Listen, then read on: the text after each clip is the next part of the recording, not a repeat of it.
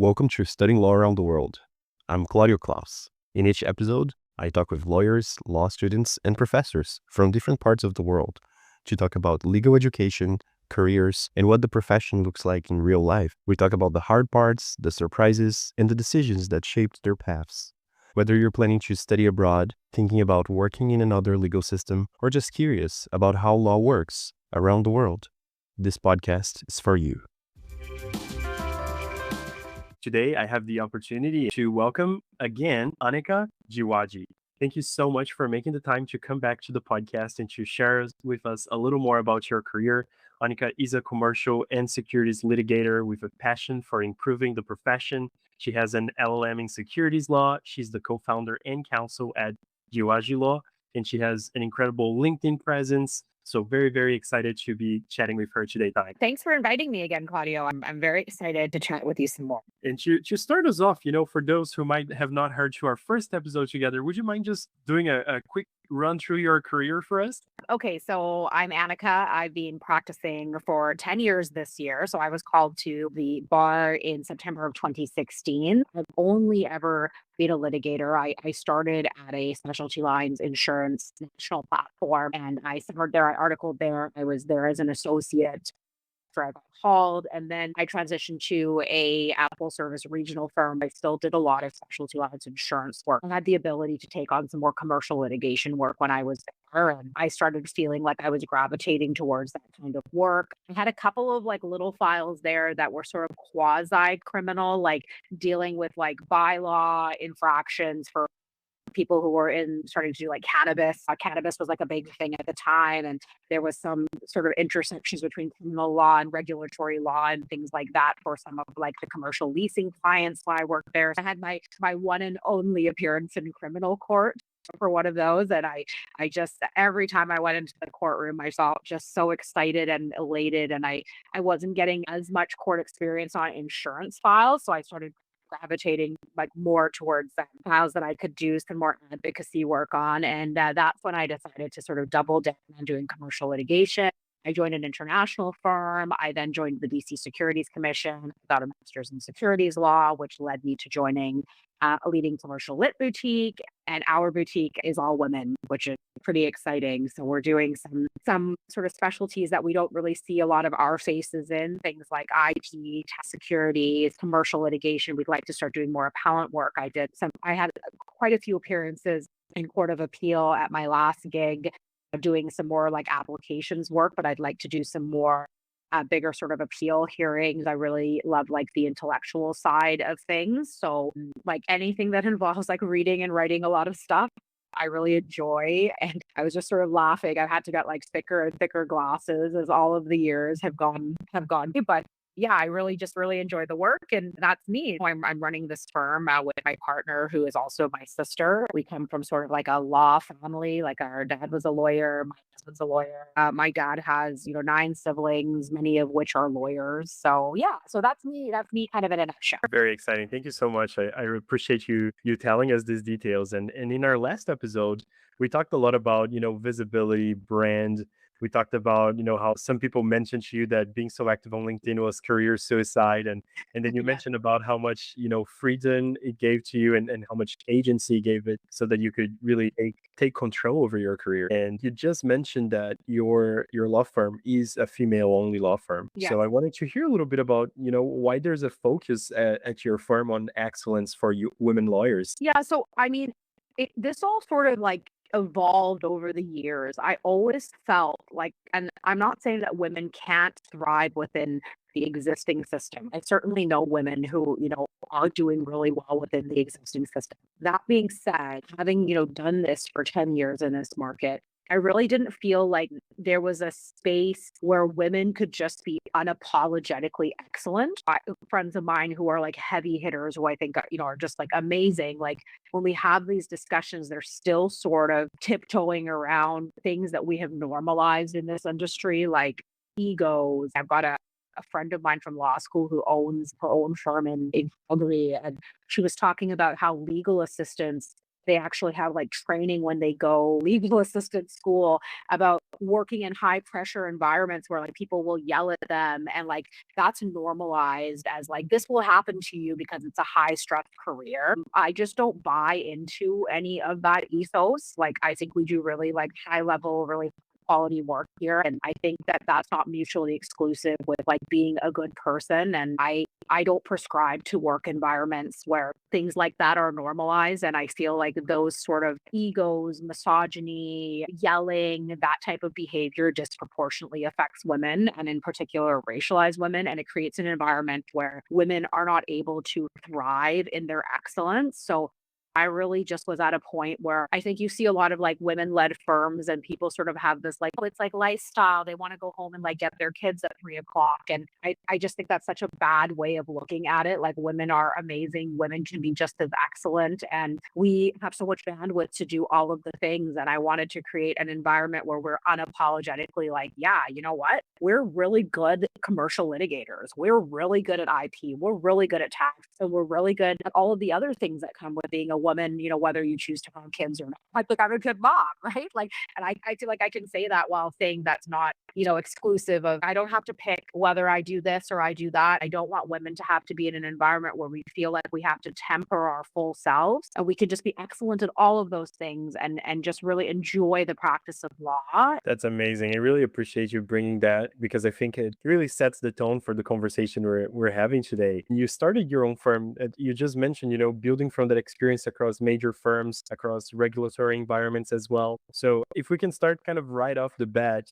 for lawyers who are thinking, that they might be in an environment that is not helping them to fulfill their fullest of their abilities. They Mhm, maybe want to, find somewhere else, or maybe they want to start their own firm. Are mhm. there a few, practical or strategic advices that maybe you even followed when you decided, now it's time to go and start my own thing? Want to be clear, like in one regard, I have had the opportunity to work with so many wonderful people over these 10 years.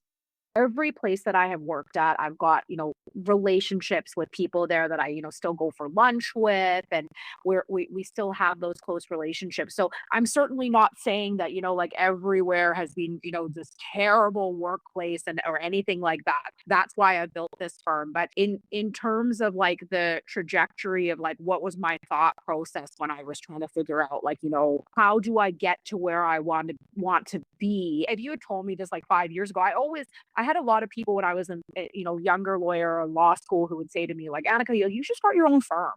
Like, you have the right personality and kind of like gumption to do it. And I was sort of like, "Oh, I don't know, like that kind of sounds like a lot of work.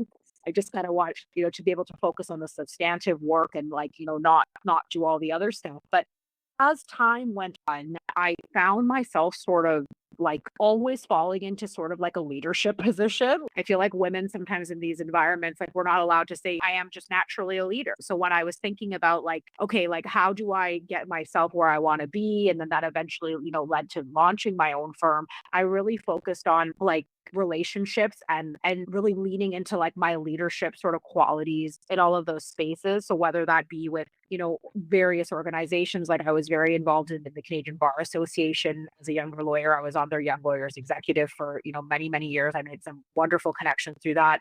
I was really intentional about making great organic connections with people, like regardless of, if I thought that it might serve me like later in my career. I didn't approach relationships with that thought process. I was always like, I just want to get to know this person. Like I was just really trying to get to know a lot of people, really leading into what I thought I was good at, which was like that leadership sort of quality and really being consistent in doing really good work. Because I felt like if I could build all of those things together, then like world was sort of my oyster. I sort of have my gripes with the with the concept of reputation, but I sort of call it more like a focus on character.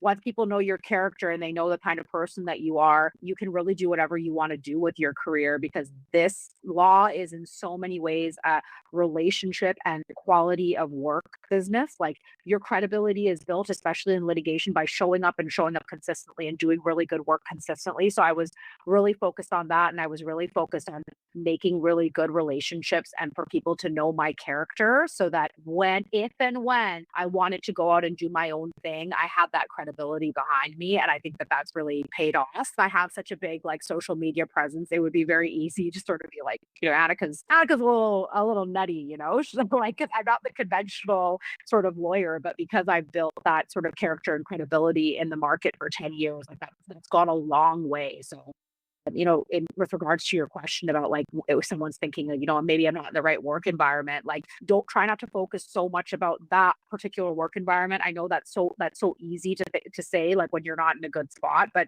really focus on like the great connections you have outside of that work environment. Get involved with other organizations. I've met so many wonderful people, and when I've been in like not maybe the best work situation, I've really leaned into my connections outside of that workplace. And I don't want to use the word networking because I don't consider it networking. Like these are real relationships, like have really great relationships with other like-minded people. And those are both women and men. I've now been able to put myself in a position where I'm able to do the things that really feel aligned with my career. It's so easy to get insular and just think about what's happening at your firm or your group or all of the things that might not be going, swimmingly for you. But there's so many wonderful people outside of that, and if you kind of focus your energy on making those sort of connections and leaning into those organizations, I think that can be really useful as like a long-term sort of strategy and to fulfill and to have a fulfilling career and a full life, right? Which is what all of us want. Many of your cases have gone and sat at that interesting intersection: litigation, regulation, reputation management, all of that Mhm. together. And over a span of 10 years, you've seen quite a bit of everything. And you just mentioned a little bit about how you saw different files and were specialized in different areas throughout. I'm curious, how do you help your clients navigate not just the legal issues then, but also the business, the personal pressure that come with this kind of dispute? Do you feel like your work also ends up, intertwining with these other areas, and you have that relationship with many clients? Yeah, I mean, I think like a lot of my clients, usually professionals, usually business people, I understand their world, right? I have another business that I ran with my sisters. I know the pain points of that other business. I know what that looks like. So I really am always thinking about like being more of like an advisor than just their lawyer, like understanding their business, understanding their pain points. I'm very big picture and I try not to get caught up in like the granular because I think that sometimes for like long litigation matters, really hard to see like what the goal is and the end point is. And of course, you have to be able to pivot. There's never like a perfect plan, but I really try and see it from like a big picture perspective. And I think like what's really valuable for my clients is something interesting, which is when I was going through all of these kind of career iterations, all of them, within the litigation space, a lot of people sort of said to me, like, you should only sort of pick one thing and like do that. So like either you do insurance and you just do that, or you just do regulatory work, or you just do appellate work or commercial work. And I've always taken the tact of like being like a true barrister. Like my mentality has been if it's the law, like I can read it, I can pick it up, I can understand it. And so I'm in a good position to be able to advise clients having done so many different things. Like I'll give you an example. Like clients will come to me on business issues, but now all of a sudden they have an insurance coverage issue. Like I've done insurance high level at a very good firm that did that work. So I know how to do that and I can bring that expertise. I have clients who have, regulatory issues, but they've got defamation issues because their regulatory issues have led to defamation issues, right? I've done defamation law. I've done it at a high level. It's given me such a massive experience to bring to files. And am I an expert in absolutely everything? Absolutely not. But if I'm not, I know the right person to call, which is where the connection piece comes up, right? Like there's a number of files where I have either been brought in as a specialist, family lawyer, needed someone with BC Securities Commission and corporate expertise. And similarly, I have files that are shareholders files and I don't understand the employment aspect maybe, but I know the right person to bring on the file as an employment lawyer. Where I'm out of my depth, I know the right person to bring in and I have really strong relationships with other lawyers in town such that like they'll always do me kind of a solid, which is great because I've shown up for them, right? I've shown up for them when they need me. And that's what I'm talking about. Like I think character and the way that you treat people like really, really counts. That's the value I really bring to clients, and sort of bringing those like intersectional sort of pieces of various things that I've done. I think that's kind of unique. It's kind of unique. I think some people have sort of stayed in the same area of litigation their entire careers, and because I did a big career pivot, right? Like that's not typical for most litigators. There's not a lot of people who start in specialty lines, insurance defense work, and next thing they're working at the BC Securities Commission and doing some securities law. Like it was a big pivot for me at the time, but I think all of the work that I did before that and all the experience that I did before that, I had the benefit of working at some firms, some really good litigators, even in the insurance space. And I think sometimes people poo-poo insurance. I learned a lot, and there was some really great lawyers there and great lawyers when I was at the regional firm. But I did decide to double down and go to an international firm and join the big leagues in some way. I think a really good foundation. So yeah, I think that's what I bring to these files, and hopefully that's a value add for clients. Amazing. And as I was learning a little bit more about your profile as well, I learned that you've been involved in a little bit of precedent setting litigation as well in BC. And I'm curious a little bit about those cases, and curious also the approach when you're working in that kind of and that kind of case that could really shape the law, if there is much of a different approach than a regular file. So I'm laughing just because, like, yes, it's precedent setting litigation, but I just have this little joke now that, like, like commercial liens has become my entire personality, because I have this one file that, came to me on a referral from a girlfriend right before it was right after the new Commercial Liens Act in British Columbia had hit. So it ended up being like the first ever petition trying to, and I think it's the only reported decision right now under that act. No one had, used the sections. It was, and I was the first person to do that kind of a petition to the court, having a lien discharged. That ended up becoming a guidance point for other lawyers who are going to do what I did, guide strategy, and tell people this is how I did it. I learned so much about that act, in such a short period of time. But to your question, like, does it change my approach? No. My approach is every file, it doesn't matter like what I'm working on. If you want someone who's going to give you just a cursory look at something and try and get something out the door, like I'm not your girl. Like I need time to sit with a file, and like I need to really understand it. I need to read all the law and make sure that I'm really in a position to guide like a bigger litigation strategy. Like if you have a complex sort of thing that you want guidance on, that's not to say that I won't take on a smaller file. It's just that like if there's this sort of feeling of like, let's just get a letter out the door or something. Every file has a plan. If it's, a precedent setting file or a regular file, like every file should have the same level of dedication and commitment as any other file on your desk. And certainly we're not saving lives. And I think, some people need to just like relax a little bit on I need your response by, Friday at 4 p.m. or I'm, the world's going to end. But at the same time, like people's lives are in our hands. Because I'll have clients that come to me and say like, like we have no idea what to do on this. And I'm like, oh my God, it's so obvious. Like we're going to do X, Y, and Z. And it's like, they're like, oh my God, like great. Like, let's do that. But we forget actually the level of expertise and experience that we bring to these matters. And these people are really like relying on us. But yeah, I think you bring the same level of, tenacity and commitment to every matter. And that's what makes like a good litigator. This isn't just a job, right? Like people are really relying on us in the same way as you would like your doctor to get it right. Talking about a few of the other areas of expertise you've built in securities regulation, whistleblower matters, and governance issues, those are all evolving and changing. You just mentioned, new legislation regarding liens in that sense. So what trends are you maybe paying the closest attention to right now? Where do you think litigation in these areas might be heading over in the next few years? Everyone who knows me knows that all I'm talking about these days is whistleblower litigation. I find whistleblower litigation is fascinating right now. It's really moving and shaking.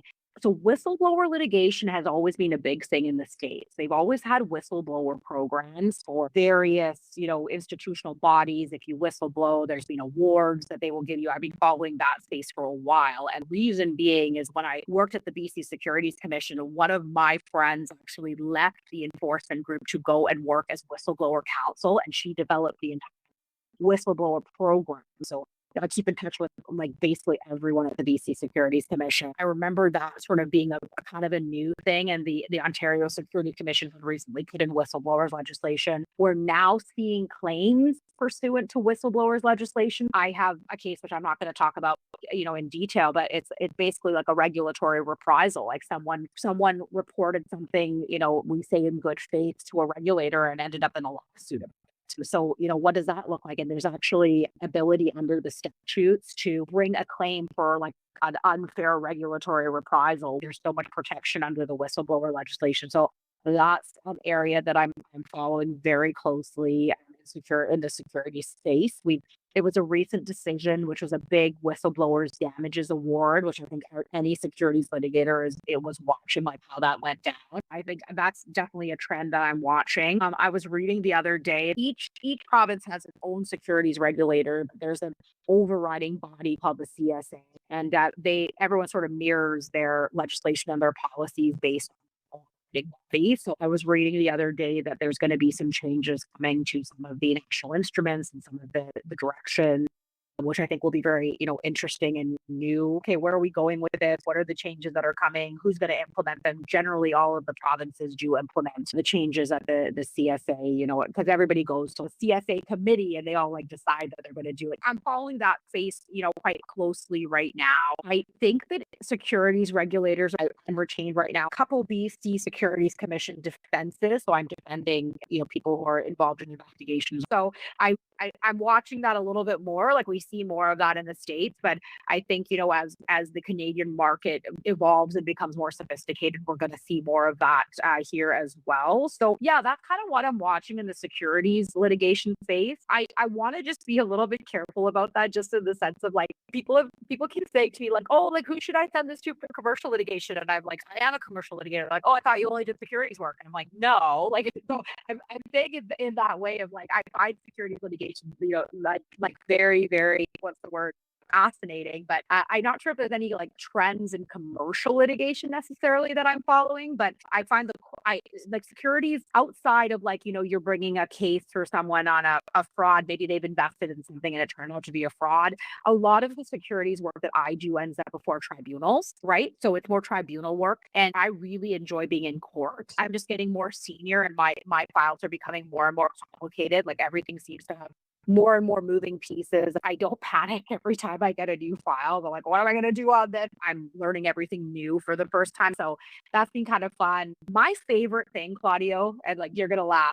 When you walk to chambers, everyone has their little bag and you always know who's going, right? So everyone's got their bag and you see it's sort of like all of the ants all going to the same destination, which is the courthouse. And I there's just such a sense of pride and joy whenever I have my bag and I'm heading to that same destination, where I'm like, okay, I'm going to see all the people that I know. We're all going to be there trying to like do something for a client. Hopefully, we're like trying to fight the good fight in so many ways. I love that. Like I'm old school. Like I love the robe. People are on my case right now because I was like kind of happy that chambers went to in person. And like I take everybody's point. Like there's lots of like procedural stuff that can be done, in the comfort of your office. And do we need everybody to show up to chambers for, a sub-service application? Like maybe not.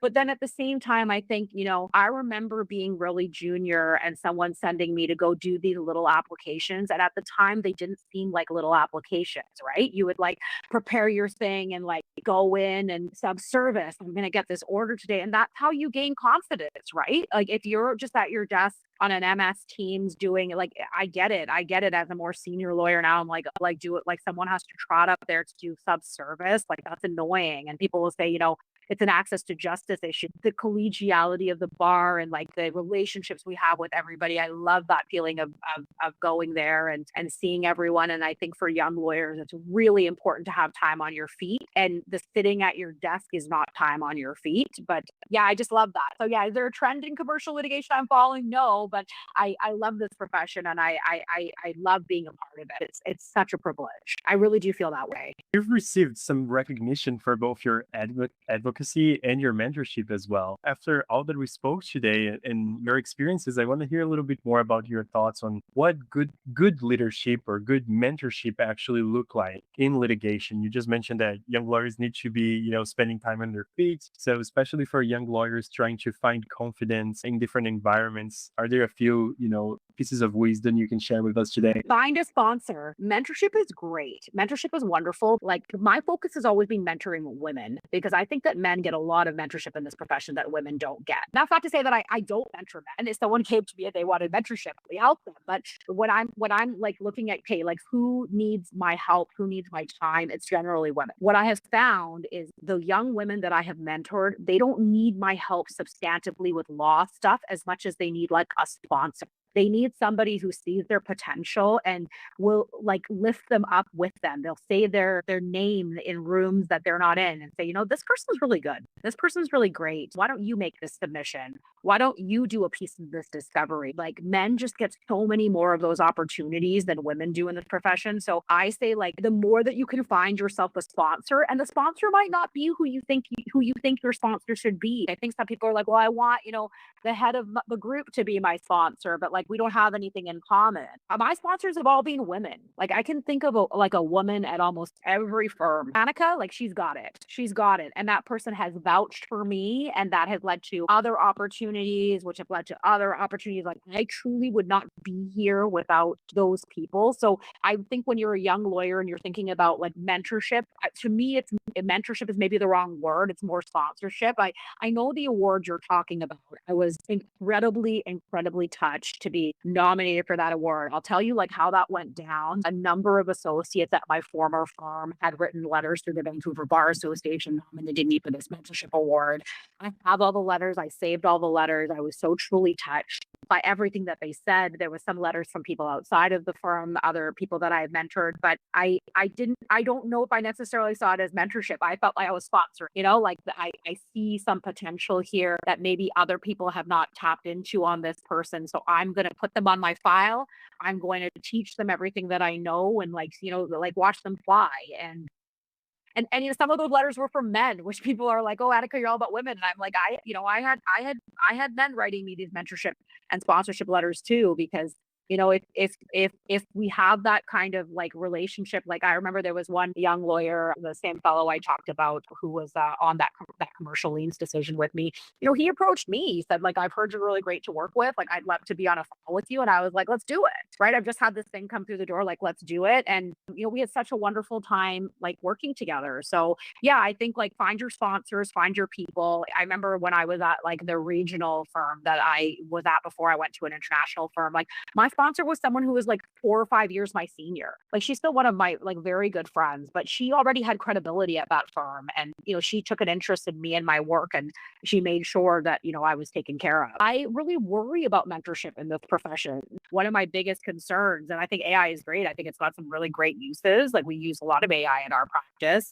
I'm hearing a lot of the like, well, I don't really need a junior because like AI can do a lot of the stuff that a junior can do, and it's like cheaper. And for me, that's like a really thing to hear, because we have like a responsibility, I feel, to bring up the next generation of lawyers. And you can't teach critical thinking. Like critical thinking has to start from a young sort of lawyering age, and you can't outsource critical thinking to AI. So if you know how to critically think, that AI can assist you in, executing on various projects or helping you draft a letter, but we have an obligation to mentor and to sponsor those young lawyers, and we can't just like say, oh, well, AI could do it. So now you're going to have a whole, group of lawyers who like don't know how to do anything because we delegated everything to AI. And that's not going to be great for this profession. So again, we use a lot of AI in this practice. My sister has like 3 articles in like the Globe and Mail of her as like an AI expert, because my sister's a tech and IP lawyer. So we have doubled down on tech in this practice. We use a lot of various different softwares and technologies, but we need to be, I think, as a profession, we need to be even more stringent about mentorship right now in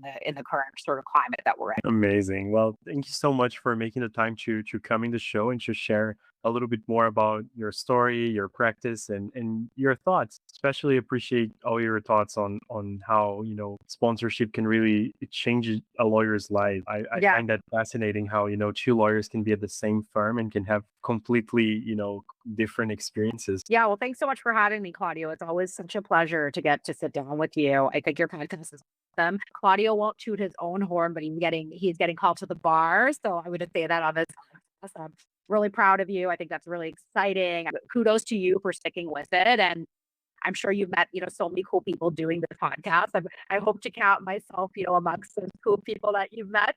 I can't wait to hear other episodes for other people. Thank you so much. And thank you all for tuning into today's episode. We'll see you on the next one.